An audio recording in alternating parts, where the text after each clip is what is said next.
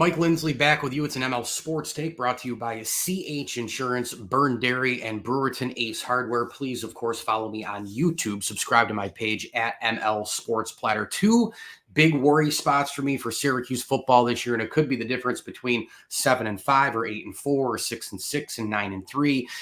And obviously, I know if it's only one game, one way or the other, turnover, sloppy play, losing to a team you shouldn't, those injuries, all that stuff comes into play.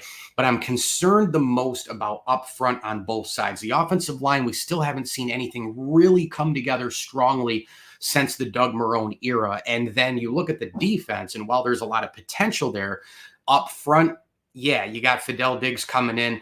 You got the transfer from New Mexico in terms of Dion Wilson. But you look at the 4-2-5, and I keep glancing over, 4 and then 2 and then 5. I love the secondary of the SU team right now. When you look at the likes of Elijah Clark, you look at Justin Barron, you look at Deuce Chestnut coming back after 2 years at LSU. I like those guys back there without question. I think they're going to be really, really good.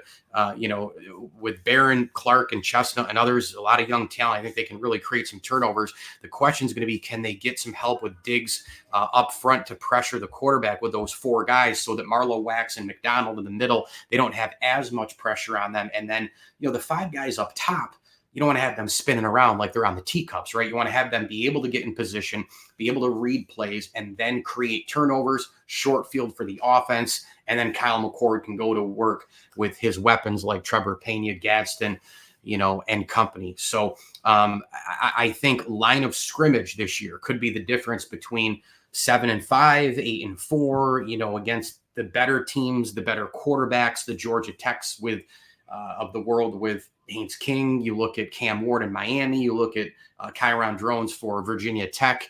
Those kind of games at NC State would be one of those in terms of McCall and company.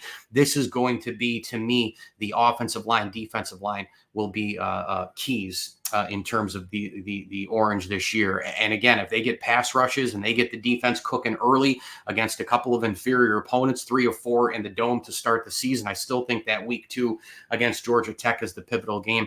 That is going to be a huge thing for the Syracuse football team. Fidel Diggs, though, God, I can't wait to watch this guy rush the passer from Texas A&M. ML Sports Take here, brought to you by the Allen Angus Pub, Welch & Company Jewelers, and RV Source of Central New York. Buy, sell, rent, and service your RV with RV Source of Central New York. And a tip of the cap thank you as well to friends of the program, Craig Elwood, Jeanette Elwood, Chris Cara, Dave Midgley, and the Swan and Whitaker families. As I always tell you, enjoy the games.